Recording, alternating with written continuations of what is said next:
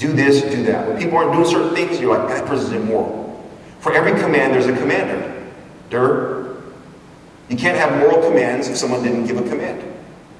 So for every command, you have a commander. Therefore, there's a commander that commanded morality. Commands are only carry as much authority as does their commander. Morality carries ultimate authority. It is not good to go and kill other people. Thou shalt not kill. It just makes sense. That's actually Kant's argument. In his moral argument, we'll talk about the rationality of morality. Then if you don't have morality, you have an irrational life. Morality carries ultimate authority. Therefore, the commander that commanded morality carries ultimate authority. Only God carries ultimate authority. Therefore, the commander that commanded morality is God. Therefore, God exists. Okay, let me make this a little simpler. If God does not exist, objective moral standards do not exist. You can do whatever you want. But you know deep down inside, because you have God's law written in your hearts, and you're a thinking person, so you've already rationalized that people should not live by doing whatever they want. It just doesn't make sense. A life in which people are just making up their own rules does not make sense.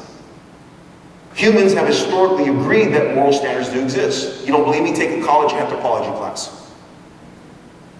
There's been human codes going back to the Code of Hammurabi by the Mesopotamians, Egyptian codes. There's always been codes of morality. People know you can't have a functioning society if you don't have codes. Therefore, a God must exist who has hardwired these moral standards into our conscience. Because how do they all get here? And what's the chances that we, for the most part, agree on the main issues? Now, you see this Laker Heat picture here? I'm from LA. So this is the way things are. You got Kobe making that man, see how frustrated he looks? That's how it's going to be in the champion playoffs, y'all. Now, follow this logically. Kobe, the Lakers, and the Heat get together for a game. Kobe wants to slam dunk over LeBron. And he has no problem kneeing LeBron in the face as he does it. And also hitting Dwayne Wade in his nose, his payback. Now, LeBron decides to come up with a plan with Bosch that when Kobe goes to slam, go ahead and just take one to his ribs. And let's eliminate Kobe from the whole equation. And we have this all wrapped up. Now they're out there playing the game, and they're all trying to figure out how they're going to play the NBA game. They're fighting and disagreeing. And one of the smart guys says, you know what? Why don't we get a referee? In fact, let's get several. And in fact, why don't we form an association that has rules of how the game should be played? The point of it is this. We as humans are the players in the game. Where do the rules come from that govern the game? And if there are no rules, why can't we take one to Kobe's ribs when he shoots? Why can't we just have a new game called basketball football? Just change the whole name and how it's played. And then once you start playing basketball football, why can't we include basketball football swords? So now we come to the game with swords in our sides. The point of it is this. You can't have moral standards without someone from the outside coming in and saying, guys, girls, these are the main rules of the game. What the Bible calls the 10 Commandments.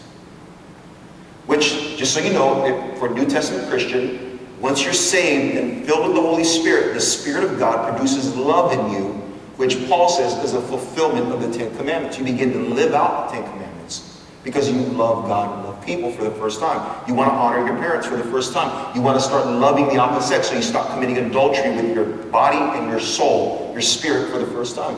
You start wanting to tell the truth. You don't want to bear false witness. And when you do lie, your spirit is grieved for the first time. Ephesians 5, do not grieve the Holy Spirit of God which is in you. Now the Spirit of God, as a new creation, produces a new nature that wants to love God and people, and therefore you automatically start fulfilling the laws of God, which are the 10 Commandments, not the ceremonial laws, not all the Jewish laws. Can I get a tattoo? All those things are conditional for a time and place. The main laws are the 10 Commandments. So for the first time, you have a desire and an ability to keep the rules of the basketball game. And when you don't, and the ref says, hey, penalty, you don't make excuses no more. Because you know the rules, you shall know the truth, and the truth shall set you free.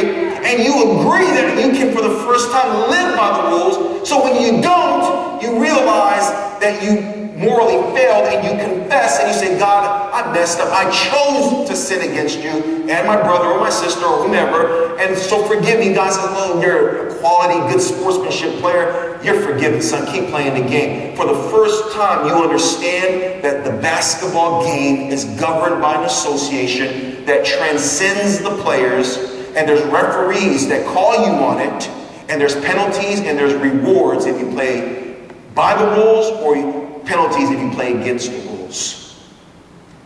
That's what life is like. And if you don't have God, this powerful being who's outside of the game of life, speaking to the human psyche,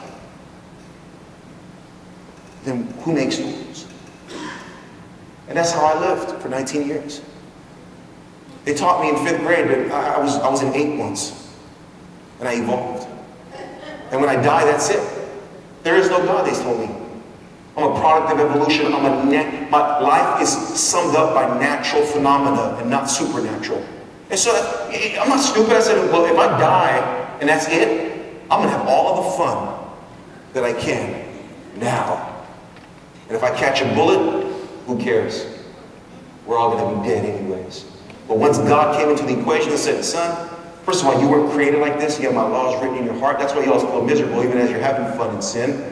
And guess what? When you die, it's not over. That invisible part of you, that little immaterial part of you, your thoughts that are metaphysical, that no one can put in a test tube, it's not physical. Your emotions, the immaterial part of you, your soul, your spirit, oh yeah, that invisible part that's full of thoughts and feelings, and you're looking out into the world as this machine. Oh, that part, it comes into my presence. Oh, and then I will hold you accountable for the way you lived out of that essence. You want to know the real person? You know them by their words and by their actions, and by the posture they take before God. By their fruit, you will know the essence, Jesus said, of the tree. You will recognize them. And God is concerned about your heart, the inner life, because it's not over at the funeral. Kant's moral argument is that moral behavior is rational. Morality behavior is only rational if justice will be done. Morality makes no sense if there's no justice. Because what happens to the Hitlers who break the rules? If they die, that's it. Justice will only be done if God exists, because it has to be done in another world. Therefore, God must exist. Because morality makes no sense if there is no justice. Because we see a lot of wicked people getting away and dying. And they never really experience the consequences of their evil. And the perfectionist moral argument is this. We ought to be morally perfect. Everyone agrees we should all be perfect in our behavior. No one will say, it's okay to lie sometimes. Most people say, no, it's never okay to lie, even though we do. Most people would agree on that. The ought. Everyone agrees we ought to never hit people, but yeah, Pastor, I hit a couple people in my life. Okay, we understand it. If we ought to be morally perfect, then we can be morally perfect. We all agree that, if we ought to be morally perfect, we can, but the reality is we're not, because we're sinners, and we love sin. We cannot be morally perfect unless God exists. So this is the perfectionist moral argument, that we have a standard in our minds of how we should be. We try to, knowing we can, but we really don't. Romans 3.